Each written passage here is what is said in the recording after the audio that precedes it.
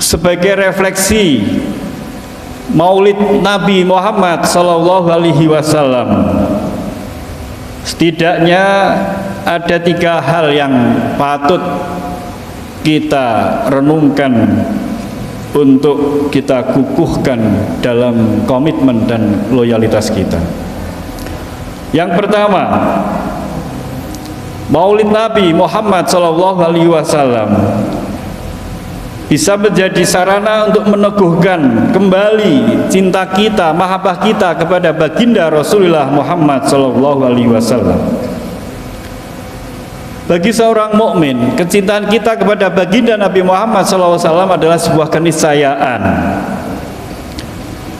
dan itu adalah bagian dari buah keimanan. Mengapa demikian? Karena di dalam ayat 31 surat Al-Imran di atas, Allah menyebutkan, katakanlah jika kalian mencintai Allah, fattabi'uni, maka ikutilah aku. Yuhibbukumullah, maka Allah akan mencintai kita semuanya. Jadi yang pertama itu meneguhkan kita cinta kepada baginda Muhammad Sallallahu Alaihi Wasallam. Dalam hadis riwayat Bukhari disebutkan, la yu'minu ahadukum hatta akuna ahabba ilaihi min walidihi wa waladihi, yang artinya tidaklah sempurna iman salah seorang dari kalian hingga aku lebih dicintai daripada orang tua dan anaknya. Ini penting bagi kita untuk bagaimana mencintai Nabi. Dengan cara apa? Dengan cara mengikuti segala perintahnya, segala ajaran-ajarannya, segala sunnahnya, sehingga dengan kita mengikuti dan mencintai Nabi, maka otomatis Allah akan mencintai kita. Yuhibbukumullah, Allah akan mencintai kita, dan sekaligus wa yaghfir lakum dzunubakum, dan akan mengampuni dosa-dosa kita.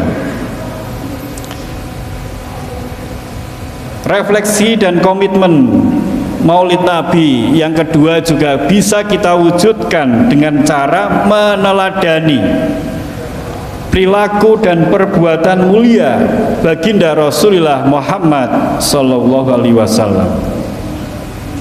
Sebagaimana dalam surat Al-Ahzab ayat 21, Allah berfirman, laqad kana lakum fi Rasulillahi uswatun hasanah liman kana yarjullaha wal yaumal akhir wa dzakarallaha katsira, yang artinya sungguhnya telah ada pada diri Rasulullah Muhammad SAW itu suri tauladan yang baik bagimu, yaitu bagi orang-orang yang mengharap rahmat Allah dan kedatangan hari kiamat, dan dia banyak menyebut Allah.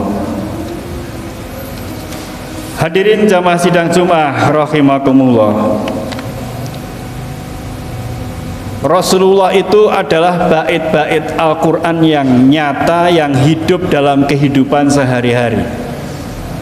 Sehingga Aisyah menyebutkan kana khuluquhul Quran, akhlaknya Rasulullah itu adalah Al-Quran.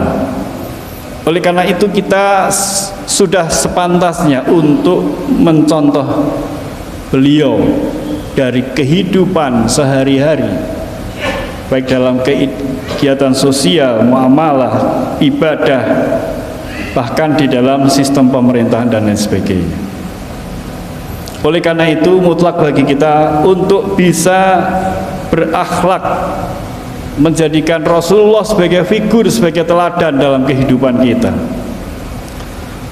Dan yang ketiga, bagian dari refleksi maulid kita, meneguhkan loyalitas komitmen kita, yaitu dengan melestarikan ajaran dan misi perjuangan Rasulullah Muhammad Sallallahu Alaihi Wasallam.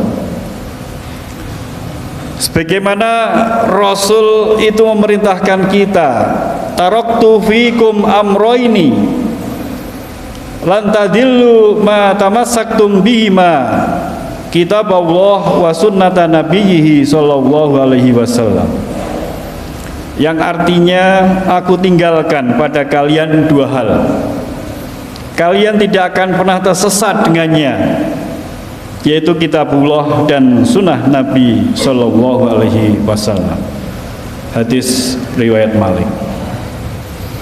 Oleh karena itu, jamaah sekalian, sudah seharusnya kita mengikuti apa yang ada di dalam kitabullah, yaitu Al-Quran, dan apa yang sudah dicontohkan Nabi melalui sunnah-sunnahnya.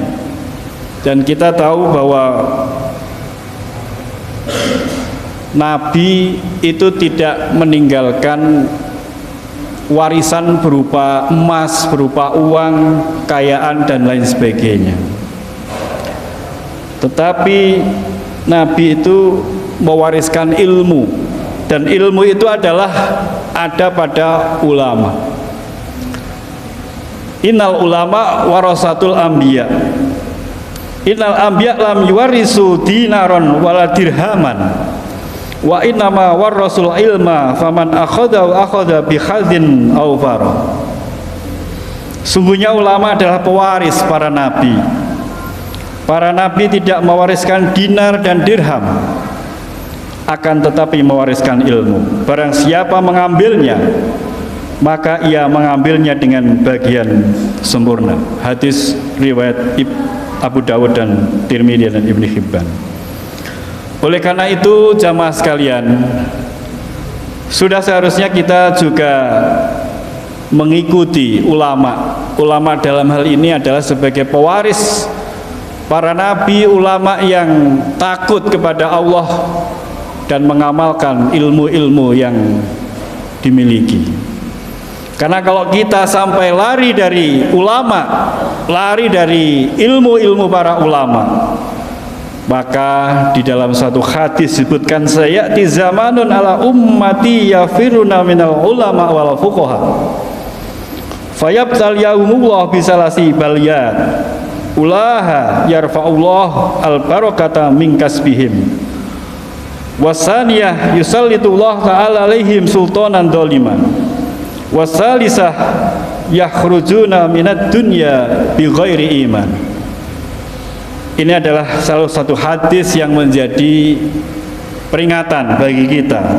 Akan datang suatu zaman pada umatku, mereka lari dari ulama dan fuqaha, maka Allah pun menimpakan 3 bentuk cobaan. Yang pertama adalah Allah akan menghilangkan berkah dari penghasilan mereka. Yang kedua, Allah akan menguasakan mereka di bawah kekuasaan pemimpin yang zalim. Dan yang ketiga, mereka akan keluar dari dunia fana ini tanpa membawa iman. Naudzubillah min dzalik, summa naudzubillah.